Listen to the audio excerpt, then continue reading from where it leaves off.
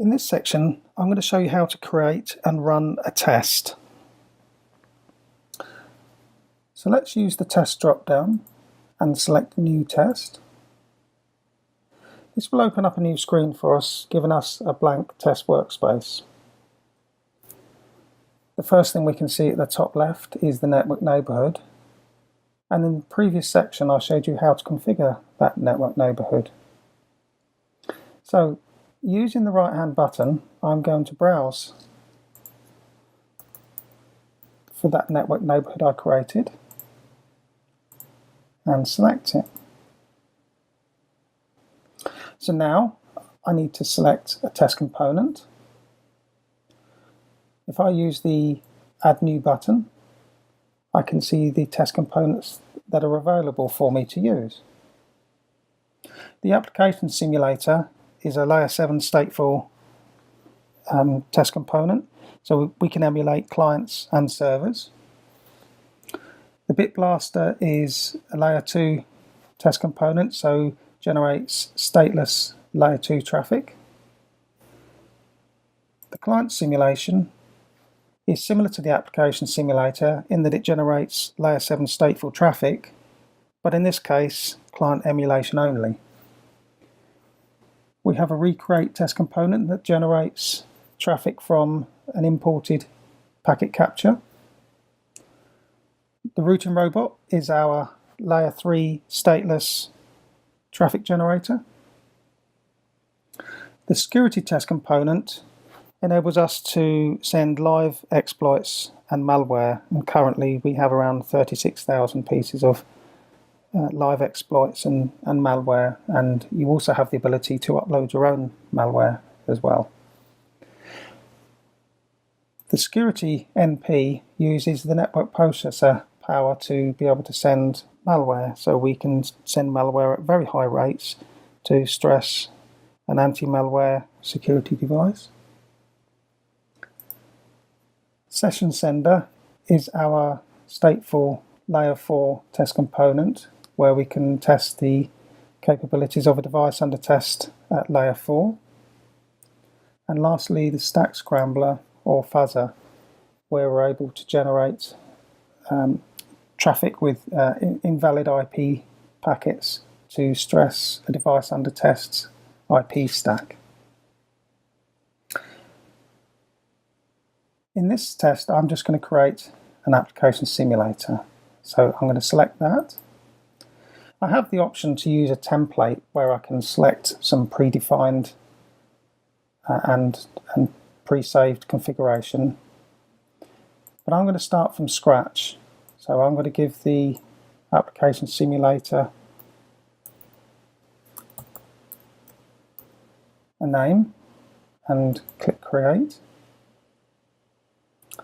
And we can now see that I now have an application simulator enabled and ready to go. If I click on that test component, I can edit it. The first thing I want to show you is the component tags.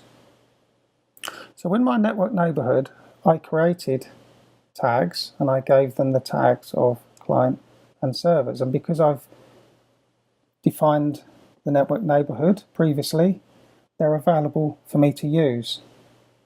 So I'm going to delete the tags that are predefined, and I'm going to use the ones from my network neighborhood. So client tags I like to refer to as client functionality. So the client functionality I want to be using this tag, and the server functionality I want to use from this tag.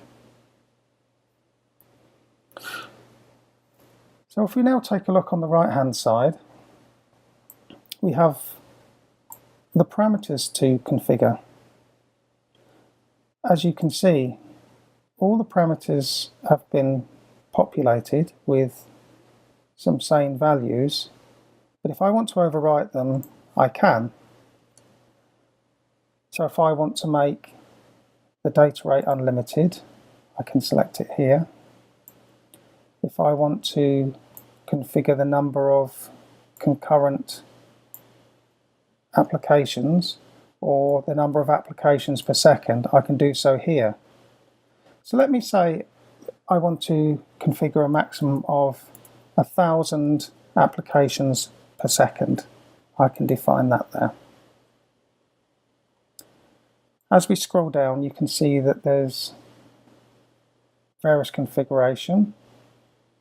I'm going to leave these as the default, except for the most important one at the bottom, which is the application profile. So this is the mixture of applications that I want to be transmitting. There is a browse button here that I can use, and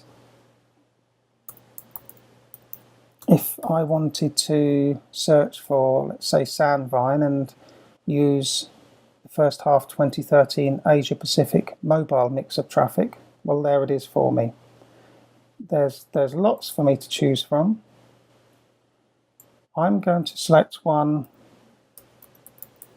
that's based on some core firewall traffic, and there it is. So at the moment I'm going to be sending 1,000 superflows per second of firewall core traffic. I have the option of defining a load profile. So if I select that, I want to create a stair-step load profile. So I select the middle one here. That now gives me the option to create or to define the various settings for a ramp-up period, a steady state, and a ramp-down period. And the ramp-up is going to be of a stair-step mode. So I can define the behavior for that ramp-up period.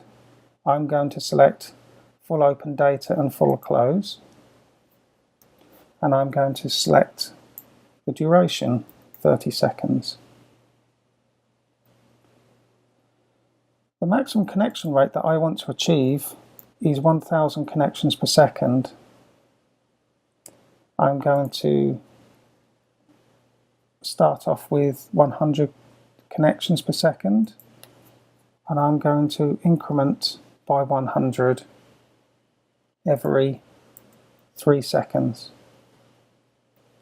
So every 3 seconds, over a 30-second period, I'm going to be starting off at 100 connections per second and incrementing 100 connections per second until I reach 1,000 connections per second. And at that stage, I will be transiting from the ramp-up phase to the steady state phase, where I will remain for 60 seconds, opening and closing sessions, and then I enter the ramp down stage, which will last 15 seconds. So I'm going to return to the component settings. I'm going to return to the test workspace. And now I can save and run.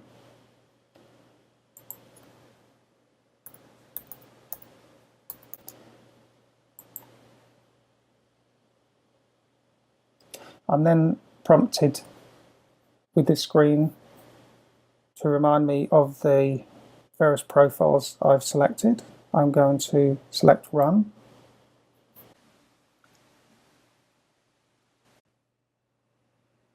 We now see the runtime screen. Along the top there is a progress bar represented as a percentage. Below that there's a number of tabs. Not all tabs are applicable to every test, but here we see the summary tab. On the right hand side we see the interface stats, bandwidth, frame rate and cumulative frames. The center section is the TCP stats in terms of the rate, connections, cumulative and timing. And the left hand third is the application transaction stats in terms of a rate, cumulative and concurrent. If we go to the Application tab, we now see displayed the various applications that are in the mix of traffic.